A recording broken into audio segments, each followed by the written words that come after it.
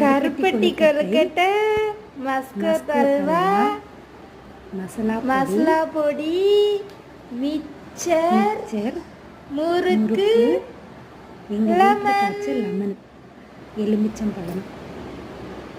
இது எல்லாமே என்னோட மாமியார் எனக்காக திருச்செந்தூர்லேருந்து செஞ்சு கொடுத்து வாங்கி கொடுத்து அனுப்பிச்சிருக்காங்க. இந்த மருமக மேலே என் மாமனார் மாமியாருக்கு அவ்வளோ வருஷம் இந்த கொழுக்கட்டை சென்னைக்கு வந்து